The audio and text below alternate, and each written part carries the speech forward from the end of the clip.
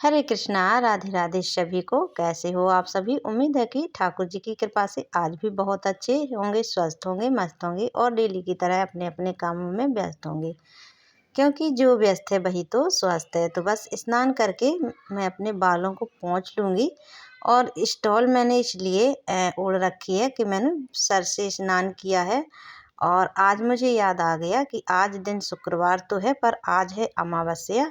वैसे मैं बाल धोने का विचार बना रही थी, पर मुझे याद आया कि आज है अमावस्या। फिर मैंने बालों से स्नान कर लिए हैं। और हम महिलाओं को कभी भी अमावस्या को बाल नहीं धोने चाहिए, इस बात का हमें विशेष ध्यान रखना चाहिए। ये छोटी छोटी बातें ना हमारे जीवन में बहुत बड़ा बदलाव लाती हैं। तो बस हमें जैसे ही याद आया, मैंने बालों से स्नान करके बस पोंछ लिया है अपने सर को। और बस क्लेचर लगा लिया है जिससे कि ठंडी ना लगे। और बस अपने आप को थोड़ा सा तैयार कर लूँगी। फिर हमें चलना है अपने बाल गोपाल लड्डू गोपाल जी की सेवा में। तो सभी भक्तों को जय Shri Krishna, Radhe Radhe, good morning friends. चलिए ठाकुर जी के दर्शन कराते हैं। तो आप लोग बने रहें वीडियो में और वीडियो पूरा वॉच करें।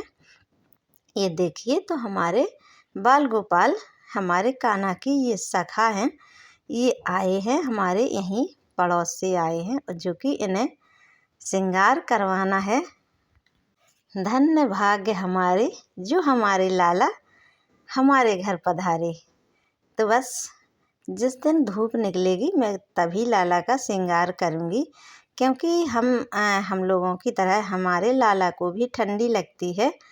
तो जो भी हमारे भक्त इन दिनों में श्रृंगार करना चाहते हैं, तो अभी अपने लाला का श्रृंगार मत करिए, क्योंकि हमारे लाला को भी सर्दी लगती है और श्रृंगार हो जाता है तो फिर 1-2 दिन सूखने में समय लगता है। तो बस मैंने पूजा की तैयारी करी, अपने घर के मंदिर की आरती करी। बस हमारी आरती संपन्न होने वाली है।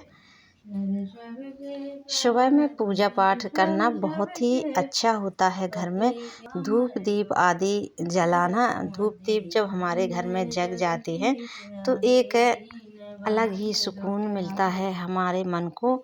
और हमारे घर में भी एक नई सुबह के साथ और नई ऊर्जा का संचार होता है। घर में सुख शांति बनी रहती है, इसलिए हमें सुबह में दीपक जरूर से जलाना चाहिए अपने घर में। धूप दीप हो सके तो आप दहलीज पूजन करें। दहलीज पूजा ब्रह्म मुहूर्त में ही की जाती है, यानी कि सूर्य भगवान को निकलने के पहले पहले, सूर्योदय होने के पहले पहले दहलीज पूजा होनी चाहिए। और फ्रेंड्स ना, ये जल हम तैयार कर रहे हैं सूर्य भगवान को अर्घ देने के लिए। तो हमने जल ले लिया है और जल में थोड़े काले तिल मिला लिए हैं और ये पुष्प मिला लेंगे। ये गेंदे के पुष्प हैं, तो हम इनकी कलियां निकाल करके सूर्य भगवान के लिए जल तैयार कर लेंगे। ये देखिए, हमारा जल तैयार हो गया है। अब हम सूर्य भगवान को अर्घ देने आ गए थे ऊपर छत में। तो ओम श्री सूर्याय नमः का जाप करते हुए हमने सूर्य भगवान को अर्घ दिया। तो बस हमने थोड़ा थोड़ा जल सभी पौधों में दे दिया है। और न फ्रेंड्स, हम अलग से लोटा नहीं लाते हैं, थोड़ा थोड़ा जल इसी में से सभी को अर्पित कर देते हैं। और अब आ गए थे हम अपनी रसोई में, जो कि रसोई में भी धूप दीप सुबह से जगाना बहुत ही शुभ होता है, बहुत ही अच्छा होता है, क्योंकि हमारी रसोई में अन्नपूर्णा माता का वास होता है, जिससे कि हमारा पूरा परिवार का पालन पोषण होता है। तो हमें सुबह में अपनी रसोई में धूप दीप जरूर से जगाना चाहिए। तो हमने रसोई में धूप से आरती कर दी है और धूप जगा दी है। अब हम ठाकुर जी का बनाएंगे भोग, जो कि हमें ठाकुर जी का भोग बनाते समय कुछ बातों का जरूर से ध्यान रखना चाहिए। पहला तो आपकी रसोई साफ सुथरी होनी चाहिए। और दूसरी बात, हम खुद भी शुद्ध और पवित्र अवस्था में हो तभी भगवान का भोग तैयार करें। तीसरी बात, तब हम ठाकुर जी का भोग तैयार कर रहे हों, हमारे पैरों में चप्पल वगैरह नहीं होनी चाहिए, क्योंकि हमारी रसोई में ठाकुर जी का भोग बनता है और देवी देवताओं का वास होता है, तो हमें कभी भी रसोई में जूता चप्पल वगैरह पहन के नहीं आना चाहिए। ना ही भोग हमें हमारे पैरों में भोग बनाते समय चप्पल जूता होने चाहिए। और चौथी बात, हमारे बाल बंधे होने चाहिए। और ना ठाकुर जी का भोग बनाते समय हमारे सर पे पल्ला ज़रूर होना चाहिए। या तो आपने स्टॉल वगैरह दुपट्टा वगैरह ओढ़ रखा है तो आप उसी से पल्ला ले लें।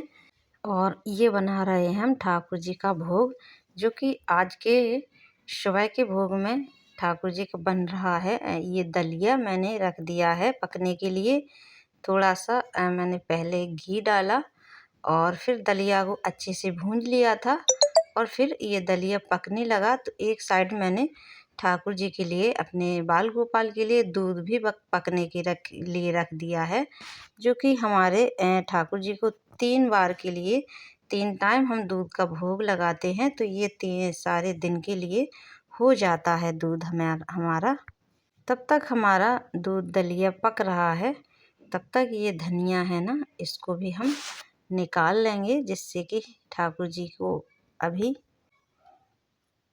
दोपहर का भोग बनेगा सब्जी रोटी। तो अभी तो मैं दलिया ठंडा करके अभी दलिया का भोग लगा दूंगी। इसके बाद बनेगा खाना, फिर लगाऊंगी खाने का भोग। तो ये देखिए हमारा दलिया पकने ही वाला है। तो हमें इन बातों का ज़रूर से ध्यान रखना चाहिए। और इस तरह से हम ना अब भगवान के लिए भोग बनाएंगे तो हमारे घर में कभी भी सुख शांति हमेशा बनी रहेगी, कभी भी कलह कलेश की स्थिति पैदा नहीं होगी। और कुछ हमारी बहनों के मन में होगा कि हमारे पास तो लड्डू गोपाल जी की सेवा नहीं है। तो क्या हुआ, सेवा अगर नहीं है तो आप अपने घर के मंदिर में तो देवी देवता को विराजमान आपने कर रखा होगा। आप चाहे क्यों अन्न का भोग चाहे ना लगाओ, पर आप जब भी शुद्ध सात्विक भोजन बनाते हो तो भगवान स्वतः ही भोग लगा लेते हैं। आपके पितृ हैं वो भी भोग लगाते हैं। तो इसलिए हमें स्नान आदि करके और शुद्ध और पवित्र अवस्था में ही भोग भोजन बनाना चाहिए हमेशा। तो बस हमारा धनिया काफ़ी हमने निकाल लिया है। ये साबित धनिया है, हरा वाला। आपके यहाँ इसको क्या बोलते हैं? हमारे यहाँ इसको बोलते हैं गुरिया वाला धनिया। और इससे ना ये सब्जी में डालो साबुत तोड़ करके, बहुत ही अच्छी महक आती है, बहुत ही टेस्टी सब्जी बनती है। और चटनी में ना बहुत ही अच्छा टेस्ट आता है, चटनी भी इसकी बनाओ। तो देखिए मेरा दलिया बस पकने ही वाला है और मैं ठंडा करके फिर अपने लड्डू गोपाल जी को भोग लगाऊंगी। और अभी लड्डू गोपाल जी का मिश्री और दूध का भोग सुबह मंगला भोग हो गया है और अभी मुझे दलिया का भोग और लगाना है। इसके बाद फिर मेरे बच्चे ग्रहण करेंगे ठाकुर जी के भोग को। तो आज बच्चों की छुट्टी है ना, तो इसी वजह से अभी मैंने सब्जी नहीं बनाई है। तो दलिया मेरा बनके रेडी हो चुका है। अब मैं साइड में रख, दूध भी पक गया है। अब मैं ठाकुर जी को भोग लगा देती हूँ दलिया का। तो आप सभी को वीडियो अच्छा लगे तो लाइक शेयर और चैनल पे न्यू है तो सब्सक्राइब ज़रूर से करिएगा।